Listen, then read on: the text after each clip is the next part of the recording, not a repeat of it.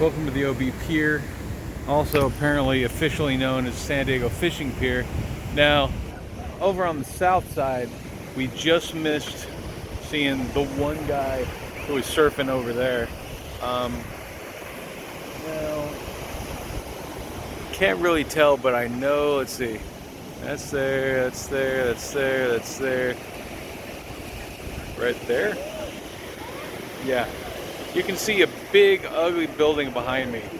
And that, in the late 1800s or sometime, was the hotel for the amusement park that used to be over there-ish. There, somewhere. Uh, you can see that in front of it, wherever it is, because I can't see. I think I'm looking straight at it. That thing there used to be the plunge for it.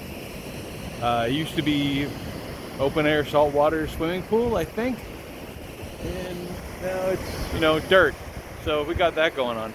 Now, over there, fishing happened. One time I did see a person who had caught a shark and pulled it up, and there was a lot of blood everywhere from when they started gutting it. Now, down over there, you see a lot of surfers. I think. I can't tell. It's too much fun. I can't see what I'm taking a video of. Let's see. That's my hand. Yeah, a lot of surfers down there. If you surf, this might be one of your favorite spots. Now, OB is kind of dirty, so down back there somewhere, probably right there, is a little jetty. And my friend Tim Sturmer, who's, I don't know, a bit older than me, who surfs and used to come to OB a lot, he said never go past that jetty because that's where it gets really nasty. You see, the San Diego River drains directly into over here, over down that way. And that makes the water quality not so good. Not so good. Don't do it.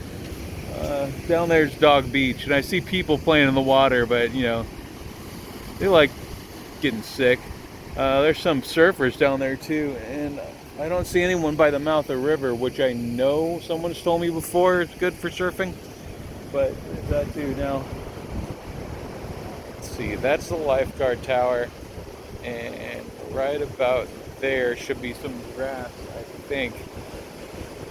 And that is where Brandon and I would play Ramones versus Godzilla, and this was some crazy times. So first, and I'm not sure if this is one or two stories, two different times, but first there was a lady who called herself Carolina Panther and kept telling us she was going to go get us Coca-Colas, and then she'd leave and come back and leave and come back. And Ramones versus Godzilla, if you didn't know, it's Brandon, me, battery-powered amps, yelling, guitars, whatever, fun times. And then we saw two people just sitting out there watching us, and we asked if they had a request, and they said Punk Rock Girl by the Dead Milkmen. And we kind of looked closer and we're like, hey, we know you, because it was, my mind is drawn a blank. Annetta, who was our bass player in Catholic School Dropouts, and God, I forget his name. But anyway, we knew both of them. Then some guy, well, first a cop pulled up in the street over there.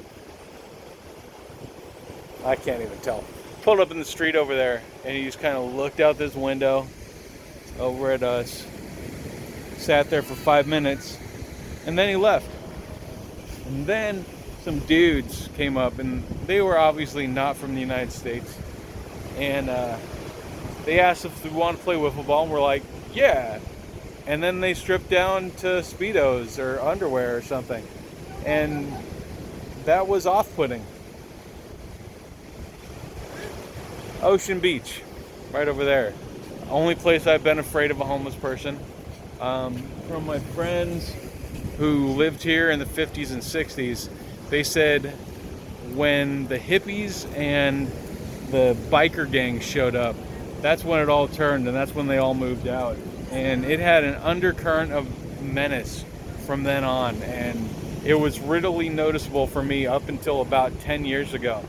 10 years ago was when when I was afraid of a homeless person for the only time in my life, and it was right over there, and I tell a story about it in a different video at Ortega's Mexican Cocina, or whatever it's called. And